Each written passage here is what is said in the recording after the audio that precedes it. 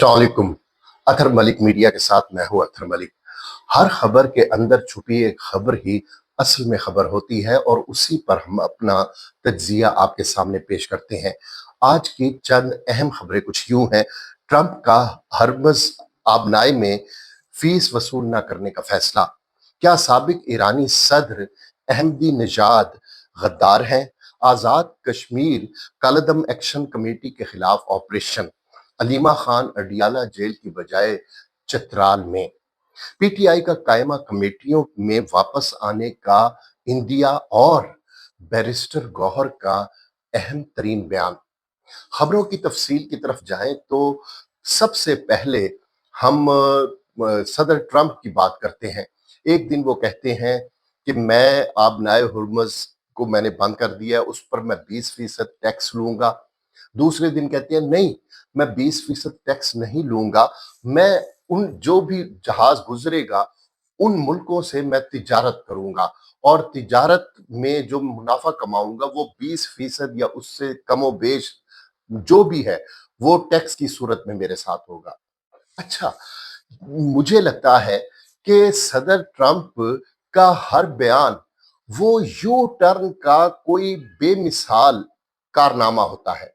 और हम भी कैसे लोग हैं कि सदर ट्रंप ने ये कहा, सदर ट्रंप ने वो कहा, आज उन्होंने अपने बयान की नफी कर दी, उन्होंने यू टर्न लिया, फिर वो उन्होंने आज समरसॉल्ट मार दी।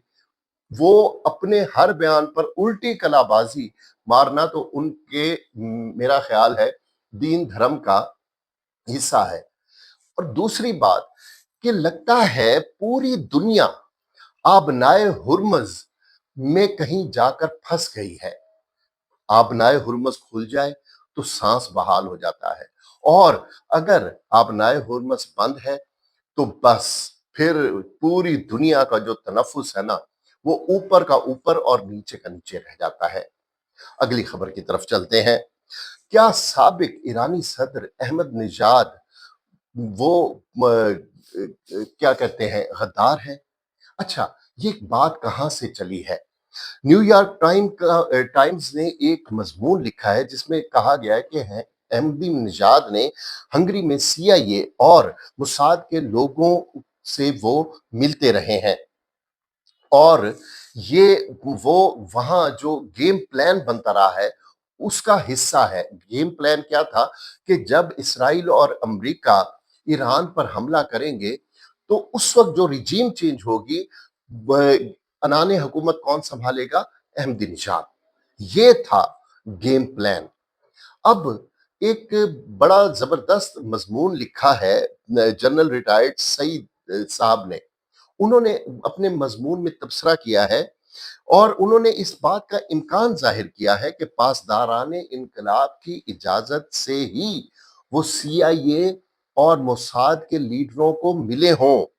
ठीक है, क्योंकि अगर पासदाराने इनकलाब की आशीर्वाद उनके साथ शामिल ना होती तो वो वापस ईरान कैसे आ सकते थे? ये अजीबोगरीब बात है कि अहमदी निजाद उनसे मिलते भी रहे, फिर वो ईरान वापस भी आ गए और पासदाराने इनकलाब ने उन्हें नजरबंद कर दिया। क्यों भाई?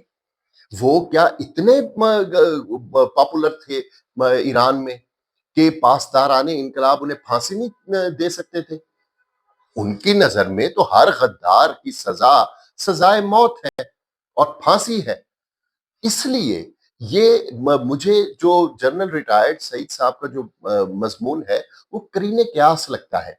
अगर वो पासदाराने इनकलाब की आशीर्वाद के बगैर मिले होते तो नंबर एक, वो ईरान वापस ही ना आते, और अगर आ ही जाते तो नजरबंद नहीं, सीधी सीधी फांसी उनके मुकद्दर में लिख दी जाती।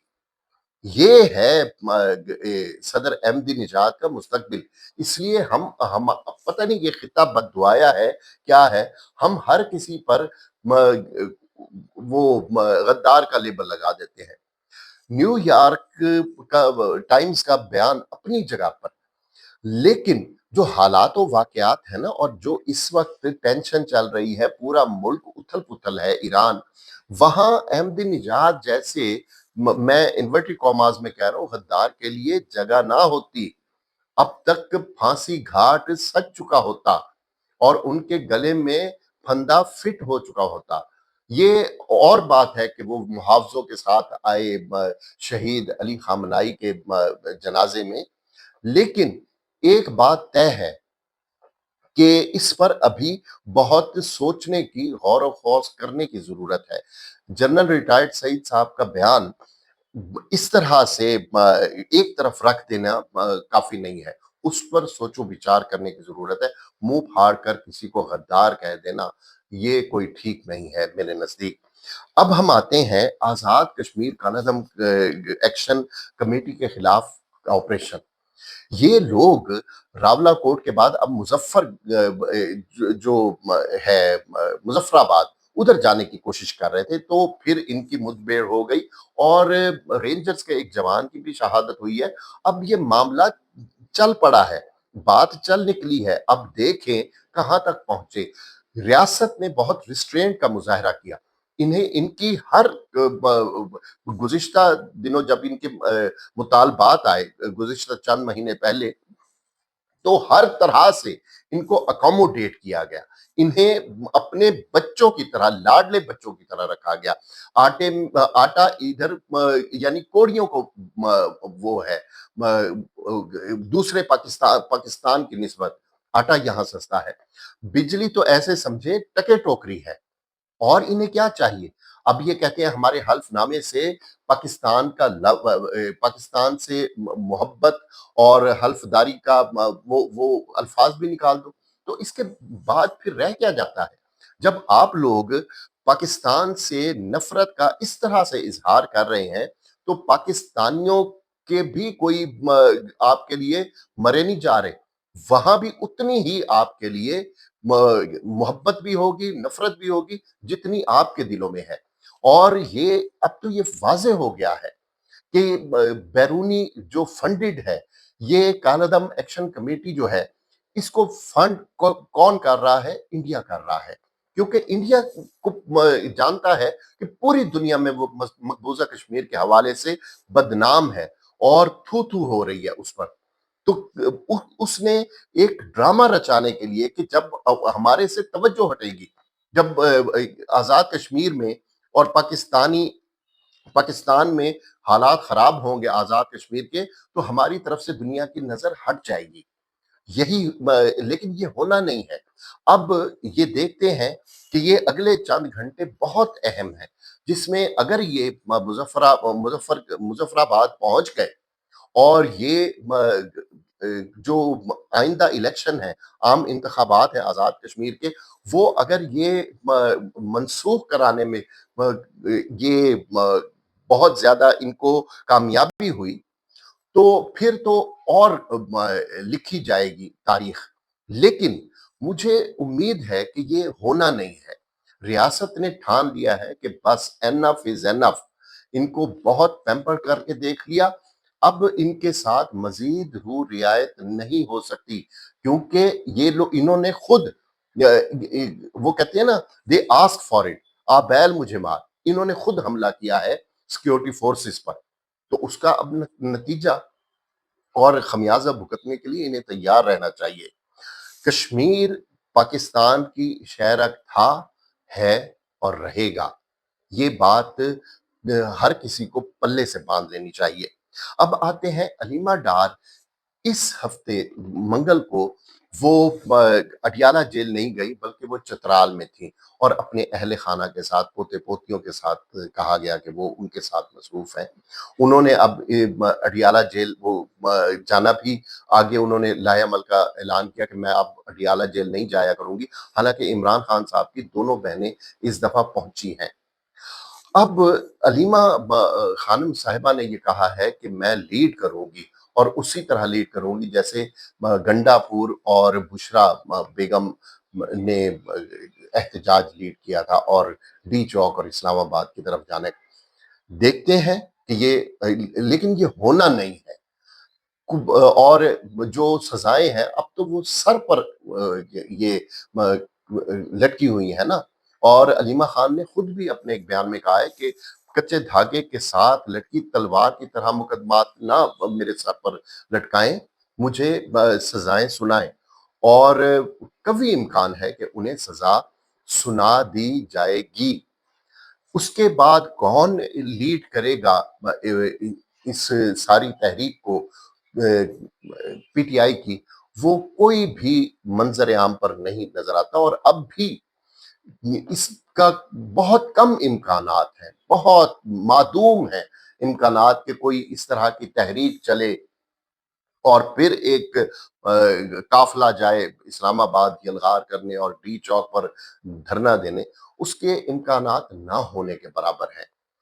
اس لیے ابھی ایک سیاسی جدوجہد کرنی چاہیے، اور پی ٹی آئی کا، عمران خان صاحب کا ٹھیک فیصلہ ہے، انہوں نے اچک زئی صاحب کو جو لیڈر آف اپوزیشن بنایا ہے، اس میں ایک سیاسی حکمت عملی نظر آتی ہے، اور پی ٹی آئی والوں کو چاہیے کہ اگر ان کے لیڈر نے محمود اچکزئی صاحب کو بنا ہی دیا لیڈر آف اپوزیشن، تو پھر انہیں تانے دینے کی بجائے، یہ تانے دینے کہ آپ ہماری وجہ سے لیڈر آف اپوزیشن ہے، یہ کلمات ادا کرنے کی بجائے ان کی سیاسی بصیرت پر تکیہ کرنا چاہیے، اور ان کی سیاسی جو حکمت عملی ہے اس پر عمل پیرا ہو کے اپنے لیڈر کے خلاف مقدمات میں نرمی حاصل کرنی چاہیے، اور اس بات کا انتظار کرنا چاہیے کہ وہ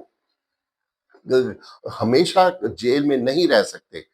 انہوں نے، عمران خان صاحب نے جیل سے باہر آنا ہے، اور اس میں بھی کوئی شک نہیں ہے کہ جس طرح انہوں نے جواں مردی سے اور بہت ہی استقامت سے جیل کاٹی ہے، وہ بھی عمران خان صاحب کا ہی خاصہ ہے۔ اب اگلی خبر یہ ہے کہ پی ٹی آئی کا قائمہ کمیٹیوں میں واپس آنے کا اندیا۔ او بھائی، یہ جو جمہوریت ہے نا، یہ جمہوریت اسمبلیوں کا نام نہیں ہے، سینٹ اور قومی اسمبلی۔ یہ اصل میں جمہوریت پنپتی پھلتی پھولتی قائمہ کمیٹیوں کی وجہ سے ہے۔ قائمہ کمیٹیوں میں جب اپوزیشن اپنا کردار ادا کرتی ہے تو حکومتوں کے دانتوں تلے پسینہ آ جاتا ہے، انہیں ناکو چنے چبوا دیتی ہے اپوزیشن۔ وہ ایک ایک پائی کی، عوام کی اور ریاست کی ایک ایک پائی کی محافظ ہوتی ہے اپوزیشن، اور انہوں نے یہی کیا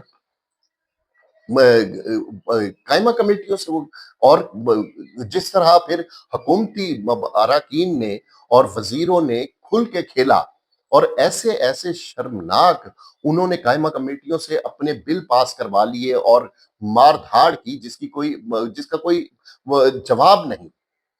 یہ ملک و قوم کو بہت نقصان ہو چکا ہے۔ ہاں، یہ بڑی خوبصورت بات ہے کہ اسپیکر ایاز صادق صاحب نے جو قائمہ کمیٹی ہے اس میں اپوزیشن کے استعفے پی ٹی آئی والوں کے منظور نہیں کیے، اور 2014 میں بھی جب پی ٹی آئی دھرنے پر تھی تو اس وقت بھی انہوں نے یہ کیا تھا۔ اگر یہ بدنیتی ہوتی اسپیکر کی یا حکومت کی، تو وہ اسپیکر پر دباؤ ڈال کے ان کے استعفے فوراً منظور کروا لیتے۔ تو اس لیے اگر انہوں نے نہیں کیا تو یہ بہت بڑی بات ہے، اور اس موقع کو اویل کرنا چاہیے، دوبارہ آ کر اپنا جمہوری جیسا بھی ہے بھلا برا نظام، اس میں اپنی استطاعت کے مطابق، اپنی ہمت طاقت کے مطابق اپنا کردار ادا کرنا چاہیے، تاکہ حکومت کو کھل کھیلنے کا موقع نہ ملے۔ آخر میں بیرسٹر گوہر کا ایک اہم بیان ہے، اور یہ بیان جو ہے وہ مولانا فضل الرحمان کے انتہائی دکھ دینے والے بیان، میں تو اس کے الفاظ بھی دہرا نہیں سکتا، کہ جس طرح سے انہوں نے جذبہ شہادت کی نفی کی ہے، اور شہیدوں کو، ان کے اہل خانہ کو جس سے تکلیف ہوئی ہے، وہ الفاظ نہ ہی دہرائیں تو بہتر ہے۔ بیرسٹر گوہر نے کہا ہے کہ مولانا فضل الرحمان کی شہداء سے متعلق گفتگو نامناسب ہے۔ تنخواہ تو کیا، ساری دنیا کے خزانے بھی شہداء کی قربانی کا نعم البدل نہیں ہے۔ یہ ہے کوزے میں دریا بند کر دینا۔ مولانا صاحب، اگر آپ کہتے ہیں کہ ہمارے ٹیکس سے ان کی تنخواہیں جاتی ہیں، تو آپ اس ٹیکس کی بات نہ کریں جو آپ کشمیر کمیٹی کے چیئرمین کی حیثیت سے تنخواہ لیتے تھے، یا جو اب ایک MNA کی حیثیت سے آپ تنخواہ لے رہے ہیں، اس تنخواہ وہ تو کٹنی کٹنی ہے۔ اصل میں تو وہ اثاثے بتائیں کہ آپ کے ذرائع آمدنی سے آپ کے اثاثے زیادہ کیسے ہیں، اس پر آپ کتنا ٹیکس دیتے ہیں۔ مجھے لگتا ہے کہ ریاست اب اس بات پر تل جائے گی اور ان سے حساب لے گی کہ بھیا ادھر آئیں مولانا صاحب اور ہمیں بتائیں کہ آپ نے فلاں فلاں آپ تو میاں بیوی بچوں سمیت پورے خاندان سمیت آپ حکومت میں رہے ہیں، اور جب آپ کے رشتہ دار حکومت میں نہیں تھے اس وقت ان کے اثاثوں کی کیا کیفیت تھی، اور اس کے بعد ان کے اثاثے کیا تھے، یہ فرق اور یہ فاصلہ یہ دیکھنے کی ضرورت ہے۔ اب آخر میں جو شہداء کے بارے میں قرآن کریم فرماتا ہے وہ سن لیں۔ جو لوگ اللہ کی راہ میں مارے گئے انہیں مرے ہوئے نہ سمجھنا، وہ مرے ہوئے نہیں بلکہ اللہ کے نزدیک زندہ ہیں اور ان کو رزق مل رہا ہے۔ جو کچھ اللہ نے ان کو اپنے فضل سے بخش رکھا ہے وہ اس میں خوش ہیں۔ اللہ ہم سب کا حامی و ناصر ہو۔